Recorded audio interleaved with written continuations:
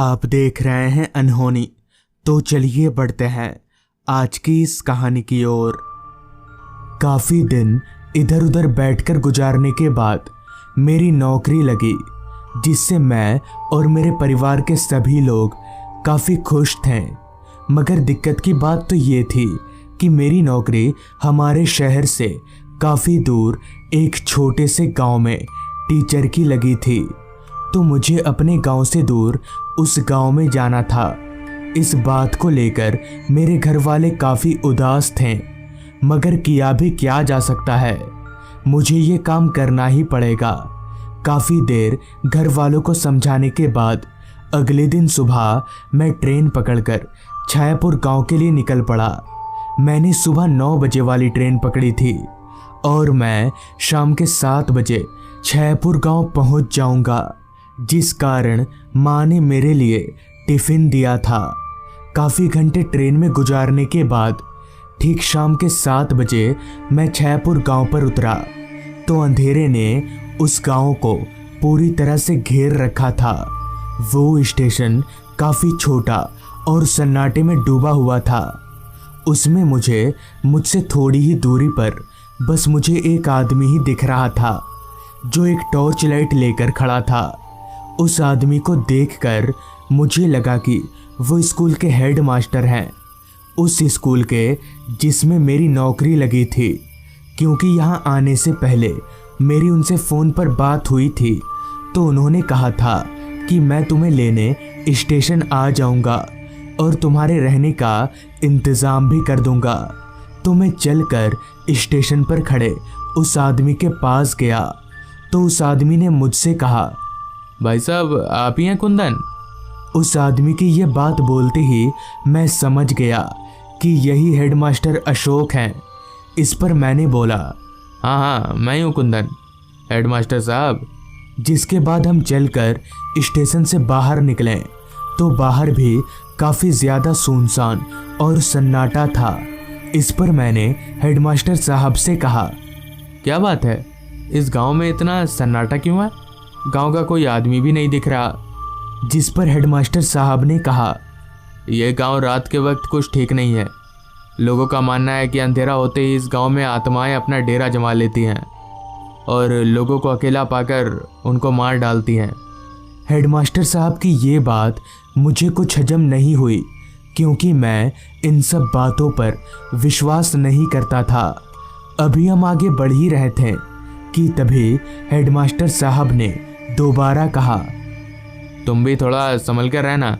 इस गांव में अंधेरा होने के बाद घर से बाहर मत निकलना, और हाँ, हमेशा रात को खिड़की दरवाजे बंद कर ही सोना। बात करते करते थोड़ी दूर चलने के बाद हेडमास्टर साहब मुझे घर के बाहर ले आए और चाबी देते हुए कहा, ये लीजिए आपके घर की चाबी, और अब मैं चलता हूँ, कल सुबह आऊँगा। इतना बोलकर हेडमास्टर साहब चले गए। जिसके बाद मैंने दरवाजे पर लगे ताले को खोला और घर के अंदर गया तो घर के अंदर का माहौल काफ़ी साफ सुथरा था। ये देखकर मुझे पता चल गया कि हेडमास्टर साहब ने मेरे आने से पहले ही इस घर को साफ कर दिया है। सुबह से काफ़ी सफ़र करने के कारण अब मैं काफ़ी थक गया था, तो मैं हाथ मुंह धोकर थोड़ा फ्रेश हुआ और सीधे सोने के लिए बिस्तर पर आ गया। उस घर में एक खाट और एक टेबल को छोड़कर और कुछ भी नहीं था।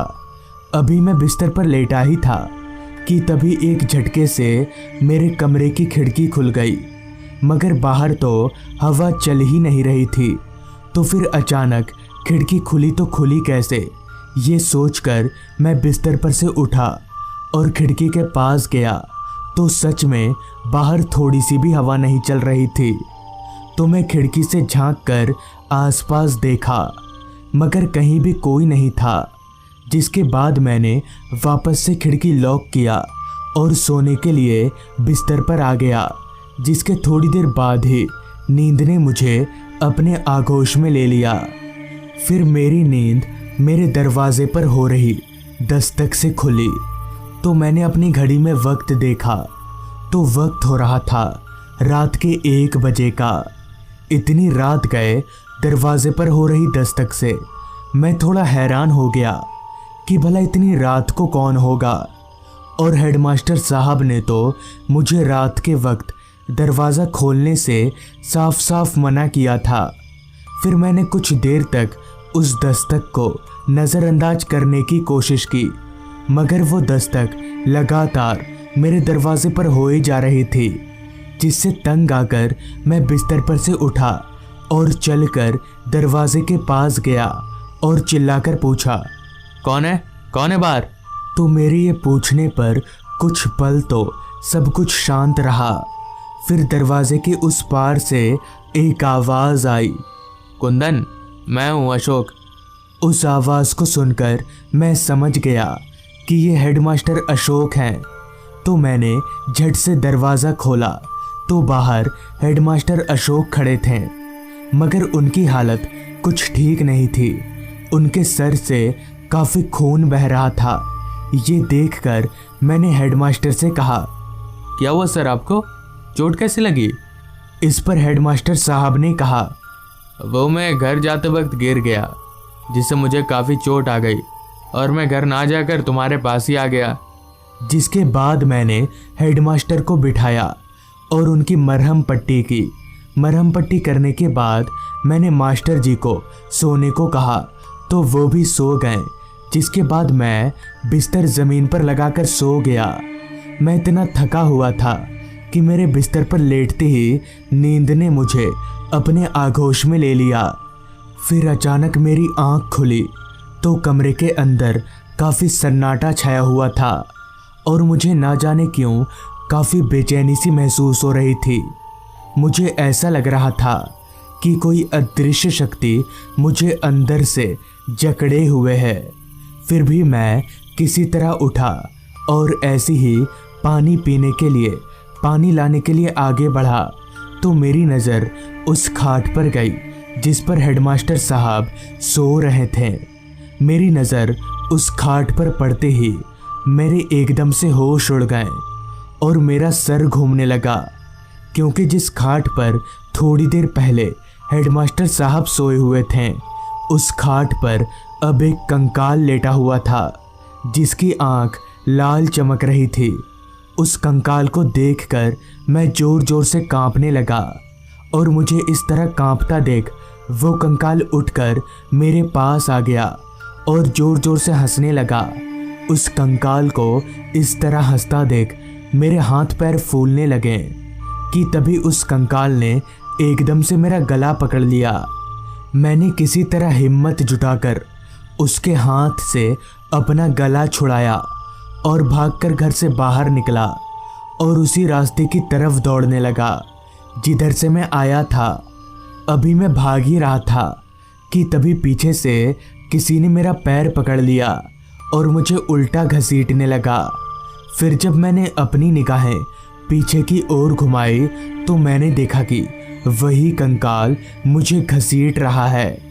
अब मैं अपने बचने की उम्मीद खो चुका था और मैं अपने आप को मरा हुआ मान चुका था कि तभी मैंने ज़ोर ज़ोर से चिल्लाना शुरू कर दिया कि तभी मेरे चिल्लाने की आवाज़ सुनकर वहाँ 2-4 लोग मसाल लेकर आ गए, जिनके आते ही वो भूत हवा में धुआं हो गया। फिर मुझे पता चला कि ये रात को गांव की पहरेदारी करते हैं, क्योंकि हर रोज़ इस गांव से एक आदमी गायब हो जा रहा है। ये सुनकर मुझे पता चल गया कि ये काम उस भूत का है। तब मैंने अपनी पूरी आपबीती उन सभी को बताई, जिस पर उन्होंने कहा, क्या बोल रहे भाई साहब आप?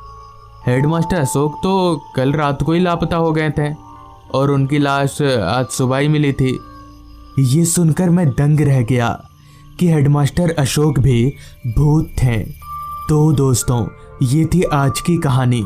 अगर आपको ये कहानी अच्छी लगी हो तो चैनल को ज़रूर सब्सक्राइब कर लें। तो मैं आपका दोस्त आर्यन जल्द ही मिलूँगा आपसे ऐसी ही एक कहानी के साथ।